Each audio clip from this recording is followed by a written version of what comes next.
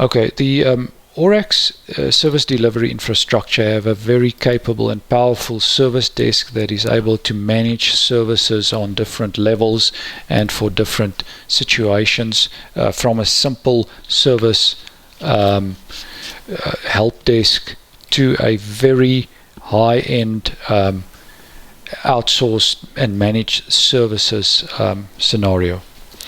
So you access the service desk from the menu by clicking the service desk option, and you can create 3 items from the plus: either a service call, which is a customer request; a task, which is an internal proactive instruction; and then you can log billing time, which is basically like logging a task but in retrospect already resolved.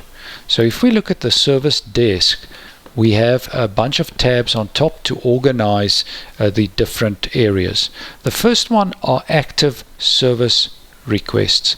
So these are requests that come to the service desk either via email or an external system, or logged on the system because somebody phoned or asked to raise a specific incident. It can also come into the service desk as a monitoring incident. So if you do use the automation or wide area monitoring module in Orax SDI, the service requests can be logged via the automation module because of external issues. And so service calls come into the system in an unrouted state, and they need to be assigned to a specific agent, a person who has to resolve the issue. And there are options in the settings in order to tell the system how to handle this assignment. Basically, there are 2 ways. You can tell the system to automatically assign these tasks either in a round robin or on a specific setup scenario, or you can send these unrouted new service calls to a specific team of people who have the responsibility of correctly assigning it to the actual technicians who will be resolving the issues. So if there are unrouted calls, it means they need to be assigned to a specific person for resolution. Okay, then on the on hold tab, we'll see any service calls that are currently placed on hold.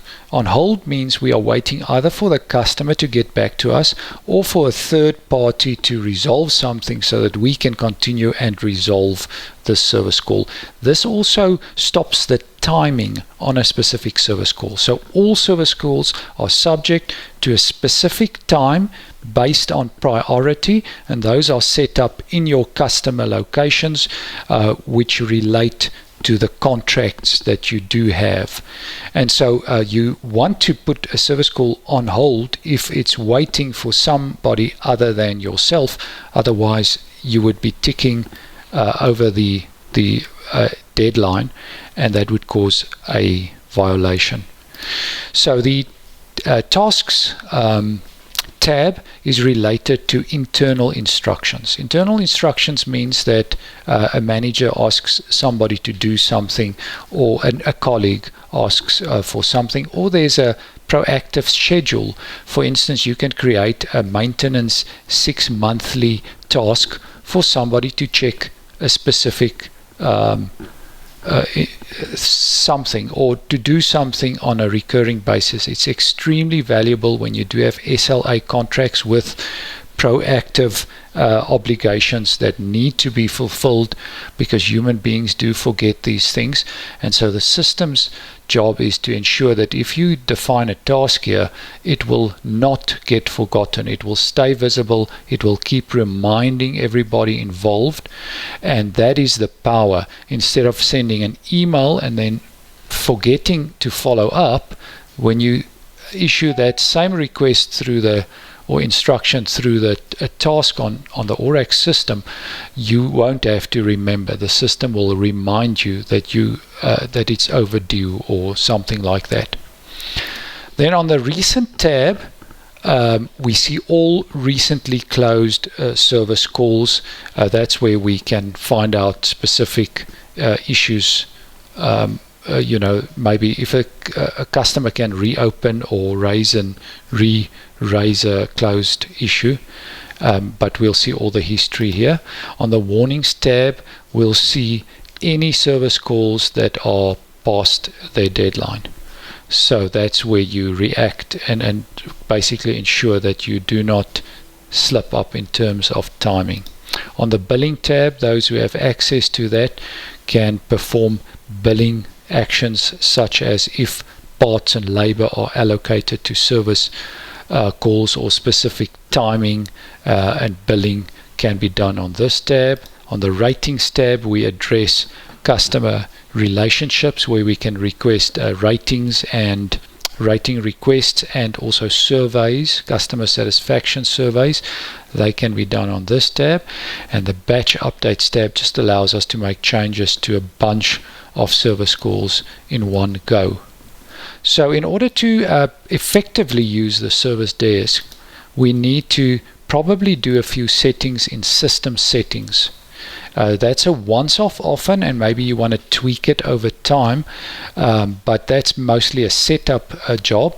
You want to, for instance, register administrators and a few important key people for escalation and notifications. You most probably want to categorize your services so that you can better analyze and trend it over time in order to improve efficiency. You may want to add work types and incident root causes. This also is helpful when you do analytics and trending on your service desk in order to tweak its efficiency, to see where you are spending too much time, where you need training, those kind of things. And also it's used for billing. The service desk automatically generates timesheets that can be billed, and those may be handy there. Then the service desk specific options, there are some general options. There's call routing options, so that's where you tell the system what to do with a new customer request. Then you can deal with spam. Since you do receive email, you may want to lock that down a bit to filter out as much spam as possible. Email sending options can be tweaked here, and then other internal notifications and escalations can be handled, and you can even auto resolve issues that's been open for a long time.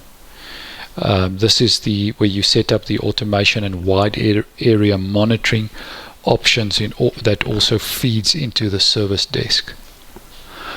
Then once your service desk is running, you may want to refer to the reports page, where on the right hand side under service performance and service billing, you have some reports that may be very valuable in order to enhance your service levels, to tweak your actual allocation of time and find discrepancies. So the service analytics report, for instance, gives a lot of information. And then there's also billing reports. And the most important one is the comprehensive billing report. The comprehensive billing report allows you, since the service desk automatically generates timesheets as agents and technicians and consultants work to resolve issues and to do task instructions, they constantly in their actions allocate time, and that time automatically generates timesheets, which is very efficient. You can add time against documentation and projects and tasks and almost any item in the system.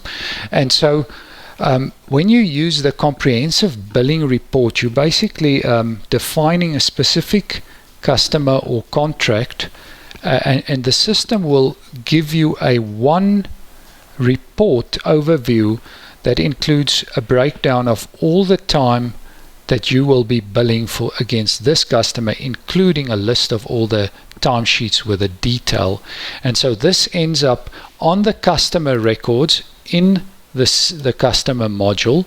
So your customer will technically have those details linked directly, which can then be used to bill. And this is extremely helpful because when you do bill services, you often end up with queries, and the comprehensive billing report allows the customer a self-help comprehensive report with all the detail needed down to the lowest level in order to address as much of the need for providing the motivation for your your invoices. And so this is a powerful component that is just part of the service desk and allows you to manage services on different levels very effectively down to the timesheet and item level.